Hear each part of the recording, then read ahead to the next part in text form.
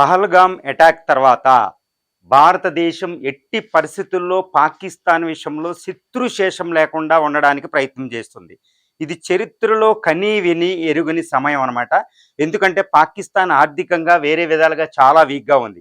China తలమునకలు అయిపోయింది. ప్రపంచం అంతా భారతదేశానికి సపోర్ట్ ఉంది. ఈ సమయంలో భారతదేశం ఎట్టి పరిస్థితుల్లో పాకిస్తాన్ విషయంలో శత్రుశేషం లేకుండా ఓడించాలని కృతనిశ్చయంతో ఉంది. ఇప్పుడు అందరూ మాట్లాడుతున్నారు భారతదేశం పాకిస్తాన్ ఓడించేస్తే ఎందుకు ఓడిస్తుంది, దాని బలాబలాలు మనకు తెలియాలి.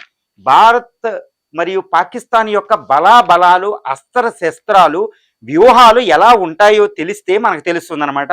నేను ఇప్పుడు మీకు ఏంటంటే భారత్ పాకిస్తాన్ బలాబలాలు, వాటి అస్త్రాలు, శస్త్రాలు, వ్యూహాల కోసం మీకు చాలా క్లుప్తంగా చెప్తానన్నమాట.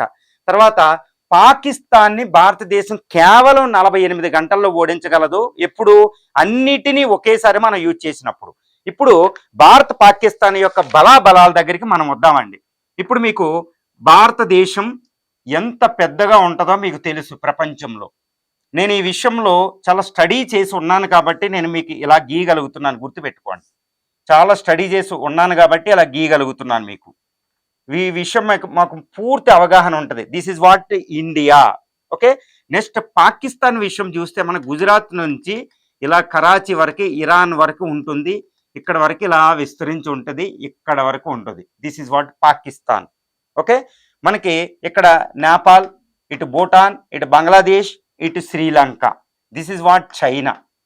ఈ విషయం మనకి ఎందుకు, ఈ చైనా అంటే ఒక విషయం ఉంది మనకి ఈ విషయంలో. ఇప్పుడు ఇండియా పాకిస్తాన్ బలాబలాల దగ్గరికి వద్దాం మనం. ఇక్కడ ఇండియా తీసుకుందాం, తర్వాత పాకిస్తాన్ తీసుకుందాం. చూడండి ఏ విధంగా భారతదేశం 48 గంటల్లో పాకిస్తాన్ ఓడించగలదు. దానికి ఒక వ్యూహం కూడా ఉంది. ఆ వ్యూహం కూడా మీకు చిన్నగా బ్రీఫ్గా నేను చెప్తాను.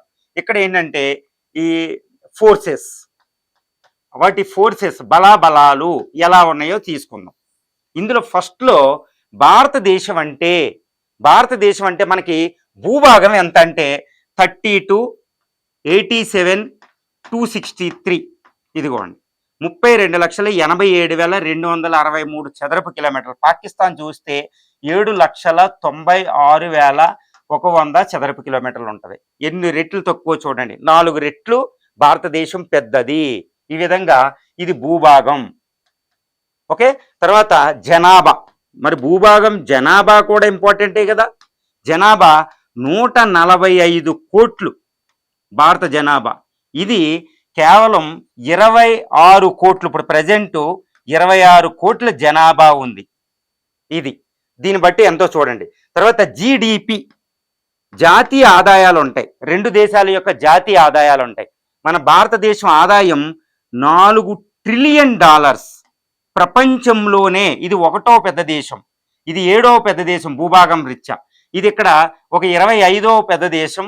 తర్వాత జనాభాలో ఇది కూడా టాప్ 10, 8th ప్లేస్లో ఉంటుందండి. తర్వాత జీడిపిలో మనది ఏంటంటే 4th ప్లేస్. ఇది జీడిపిలో ఏంటంటే ఇక $1 ట్రిలియన్ కూడా మనకు అవ్వలేదు, ఒక $600 బిలియన్ దగ్గర ఉంటుంది అనమాట. అంటే ప్రపంచంలో 30వ ఆర్థిక వ్యవస్థ. అది ఒక లెక్క కూడా ఉండదు దానికి. ఓకే, అంత చిన్నది. తర్వాత దీని తర్వాత మనం చెప్పుకోవాల్సిన అతిపెద్ద విషయం ఏంటంటే జిఎస్డిపి. వీటి తర్వాత యాక్ట్ డిఫెన్స్ బడ్జెట్, రక్షణ బడ్జెట్ ఎంత ఉంది, ఇది చాలా ఇంపార్టెంట్ అండి. దీనికి ఏంటంటే ప్రాతిపదిక ఏంటంటే సిప్రి అనేది ఒకటి ఉంటుంది అనమాట. Stockholm International Peace Research Institute అని ఒకటి ఉంటుందండి, స్టాక్హోమ్. దాని ప్రకారం డిఫెన్స్ బడ్జెట్లు చూస్తారన్నమాట. మన డిఫెన్స్ బడ్జెట్లు ఎంత అంటే $75 బిలియన్, $75 బిలియన్. ఇది ప్రపంచంలో ఎన్నో స్థానం తెలుసండి? 4th place. అమెరికా, చైనా, తర్వాత రష్యా. ఈ రష్యా తర్వాత డిఫెన్స్ బడ్జెట్ ఎక్కువ స్పెండ్ చేసేది భారతదేశం, $75 బిలియన్ అండి. తర్వాత పాకిస్తాన్ ఎంతో చూడండి, ఓన్లీ 7 భారతదేశంలో 1 వంతు అంతే. దీనిది 38వ ప్లేస్లో ఉంది ఇది ప్రపంచంలో. ఓకేనండి. ఇది చూడండి, రక్షణ బడ్జెట్ $75 బిలియన్ ఇండియా, అదే పాకిస్తాన్ అయితే ఓన్లీ $7.6 బిలియన్, అంటే 38వ ప్లేస్. అసలు డిఫెన్స్ బడ్జెట్లో మనం ముందు ఉండడానికి కూడా సరిపోదు ఎక్కువగా, ఎందుకంటే బడ్జెట్లో ఎక్కువ దానికే పెడతారు. ఇది అడుక్కుని తెచ్చింది దేశం అనమాట. అంటే ఏంటంటే ఎక్కువ అప్పులతో పెట్టుకుని ఎక్కువ అన్ని దానికి డిఫెన్స్ బడ్జెట్ పెడుతుంది. 3.6% ఆఫ్ జీడిపి పెడుతుంది. మనం కేవలం 1.5%లోనే పెడుతూ ఉంటాం. అసలు మనకి లెక్క కాదు. కావాలంటే దీన్ని డబుల్ కూడా చేసుకున్నా మనకి నష్టం ఉండదు అనమాట యుద్ధ సమయాల్లో.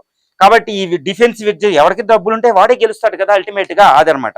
తర్వాత అండి, ఇప్పుడు ఆర్మీ, ఇప్పుడు అసలైన విషయానికి వస్తున్నాం. ఆర్మీ ప్లేస్ లో ఆర్మీ ఎంత అంటే మొత్తం పారామిలిటరీ ఫోర్సెస్ మొత్తం ఇక్కడ 15 మిలియన్, అంటే 15 లక్షలు ఉంది మన దగ్గర. వీడి దగ్గర ఉందంటే 6.5 లక్షలు, సగం కంటే తక్కువ ఉందన్నమాట యాక్టివ్ ఫోర్సెస్ ఆర్మీ. తర్వాత పారామిలిటరీ ఫోర్సెస్ రిజర్వ్స్ అన్ని కలిపితే 26 అవుతుంది మనది. వాడి దగ్గర 12 అవుతుంది పారామిలిటరీ ఫోర్సెస్ కలిపితే. చూడండి ఏ విధంగా చెప్పిన 15 లక్షల ఆర్మీ ఉంది, 6.5 లక్షల ఆర్మీ ఉంది. సో మనం రిజర్వ్ ఫోర్స్ కూడా కలిపితే 26 లక్షలు, వాడి దగ్గర 12 లక్షలు. సో ఎక్కువ టైం వాడు మన దగ్గర నిలవలేడు, ఎందుకంటే అల్టిమేట్ గా man power is four most important అండి. తర్వాత ఇది చూడాలి, నేవీలో. తర్వాత ఎయిర్ ఫోర్స్కి వద్దాం మనం. నేవీ విషయంలో మన దగ్గర ఉన్నది 200 మనకి 200 నేవీలో 293 షిప్లు ఉన్నాయి మన దగ్గర, వాడలు అంటే షిప్స్, నేవల్ షిప్స్ ఉంటాయి అన్నమాట. Naval ships 293. వాడి దగ్గర ఉన్నది కేవలం 121 నేవల్ షిప్స్ ఉన్నాయి. సో వాడు మన దగ్గర నేవీ విషయంలో వాడు మన దగ్గర ఉండలేడు. ఇక్కడ ఆర్మీ చూడండి, నేవీ. తర్వాత ఎయిర్ ఫోర్స్ డైరెక్ట్గా వద్దాం. మన దగ్గర ఎయిర్ ఫోర్స్ దగ్గర ఉన్న ఎయిర్ క్రాఫ్ట్లు ఏంటంటే ఇదిగోండి, ఎయిర్ ఫోర్స్ 2229 ఎయిర్ క్రాఫ్ట్లు ఉన్నాయి. ఇందులో ఫైటర్ జెట్లే 512 ఉంటాయి. వీడి దగ్గర ఉన్నాయి 1399. మనలో ఆల్మోస్ట్ సగం ఉంది. ఫైటర్ జెట్స్ కూడా తక్కువ ఉంటాయి అనమాట.